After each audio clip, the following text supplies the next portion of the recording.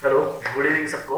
आज के जो टॉपिक है उसकी शुरुआत करने से पहले हम लोग क्या कर लेते हैं, कल का जो डिस्कशन था वो कर लेंगे। ठीक है, इजी रहेगा। अभी जो कल का डिस्कशन हम लोग ने क्या किया था कि आपको पहले समझना था कि आपको इन्वेस्ट क्यों करना चाहिए। इन्वेस्ट करने के पहले तो हमारे तीन मेजर रीजन। सबसे पहले कि हमें इन्फ्लेशन को फाइट करना है, राइट।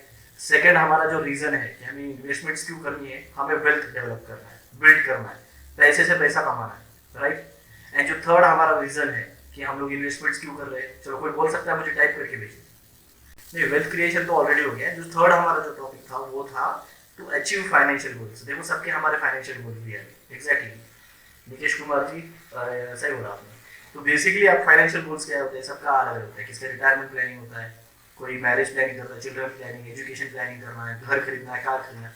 तो ये सारे आपके फाइनेंशियल गोल्स होते हैं। ठीक है, तो सबसे पहले हमने सीखा कि इन्वेस्ट क्यों करना है। सेकेंड, इन्वेस्ट करें तो कहाँ इन्वेस्ट करें। सबसे पहले हमें ग्रुप ऑफ एसेट क्लास हमें समझने हैं। ग्रुप ऑफ एसेट क्लास क्या कहते हैं, चलो मैं आपको स्क्रीन प्रेजेंट करता हूँ, दिखा देता हूँ। चलिए देखो, हमने कल जो एसेट क्लासेस की बारे में बात की थी वो बहुत सारे हैं। इसमें सबसे पहले आता है कैश। जैसे कि मैंने बोला था, कैश की अगर कोई नेग्लिजिबल वैल्यू है, अगर आप उसको कहाँ पैसे उसको यूज पे नहीं लगाते हो, जब तक उसको इन कैश नहीं करोगे, कैश की कोई वैल्यू नहीं। कैश कहाँ लगा पाओगे, आपके डे टू डे नीड्स पे, या तो फिर आपको अगर इन्वेस्टमेंट भी करना है, अगर वो इमीडिएट आपको पैसा लगने वाला है शॉर्ट टर्म पीरियड के लिए, तो आप ज्यादा से ज्यादा लिक्विड फंड्स और ओवरनाइट फंड्स पे लगा सकते हो। Next, bonds. बॉन्ड्स हमने देखा था कि इसका जो रिस्क एंड रिटर्न कैरेक्टरिस्टिक्स है वो काफी कम है। रिस्क भी कम है, रिटर्न भी कम नहीं आता है as compared to other asset classes. हमने वो लॉजिक भी देखा था, रिस्क एंड रिटर्न का ट्रेड ऑफ, राइट। तो बॉन्ड्स का जो आता है रिस्क रिटर्न वो कम आता है। नेक्स्ट हमने देखा था स्टॉक्स। ऑब्वियसली स्टॉक्स का जो वोलेटिलिटी है वो ऊपर है, एंड रिटर्न्स भी बहुत मल्टीबैगर रिटर्न्स भी मिलते हैं। तो यहाँ पे आपकी कैपिटल की गारंटी भी नहीं है, एंड अगेन स्टॉक्स में जो आपको रिटर्न मिलते हैं वो काफी हायर लेवल के रहते हैं। Next, real estate. As compared to stock ये थोड़ा सा कम रिस्की है, लेकिन आगे इनकी खुद के रियल एस्टेट के प्रॉब्लम्स है जो कल हमने डिस्कस किए थे, जैसे कि टेनेंसी मैनेजमेंट, प्रॉपर्टी के क्लियरेंसेस चाहिए, डॉक्यूमेंट्स क्लियर रहना पड़ता है, मेंटेनेंस खर्चे भी उसकी है। सबसे मेन ये, जब इसको हम लोग को अगर इसको बेचना है या खरीदना है तो लिक्विडिटी रिस्क भी आ जाती है, जल्दी से बेचना या खरीदना नहीं हो पाता है। लेकिन स्टॉक्स में ऐसा होता है, क्या स्टॉक्स में आप इमीडिएटली आप हर सेकंड पे ट्रांजैक्शन बाय और सेल का कंप्लीट कर सकते हो, राइट। फिर उसके बाद हमने देखा था गोल्ड एंड सिल्वर का। Gold and silver as an on an average आपको भी पता है कि एक लगभग 8% का रिटर्न दिया है पिछले 20 साल में, और ये आपको इन्फ्लेशन को हेज करने के लिए काफी अच्छा एसेट क्लास है। इन्फ्लेशन जब जब बढ़ता है गोल्ड के प्राइसेस भी बढ़ते हैं, तो एक तरीके से जब जब लोगों को डर लगता है मार्केट में इन्वेस्ट करने का, वो लोग शिफ्ट हो जाते हैं गोल्ड की तरफ, गोल्ड एंड सिल्वर का।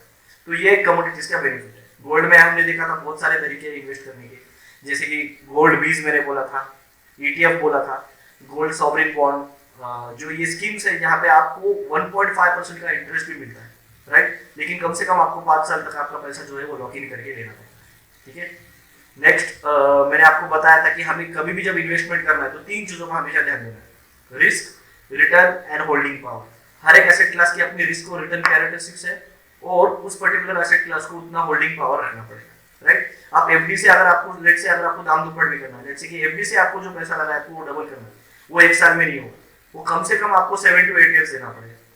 दैट मीन्स आपकी उतनी होल्डिंग पावर नहीं पड़ेगी कि एफडी से आप पैसा डबल कर पाओ। नेक्स्ट, इसके बाद हमने देखा था एसेट एलोकेशन। ये देखा था कि एक जगह पे ही हमें सारा पैसा पूरा लगाना नहीं है, राइट। थोड़ा थोड़ा करके अलग अलग एसेट क्लासेस में लगाना है, और ऊपर से हमें ये भी देखना है कि एज ए एज क्राइटेरिया आपको क्या रिस्क सूट होता है, आपकी रिस्क प्रोफाइलिंग क्या है।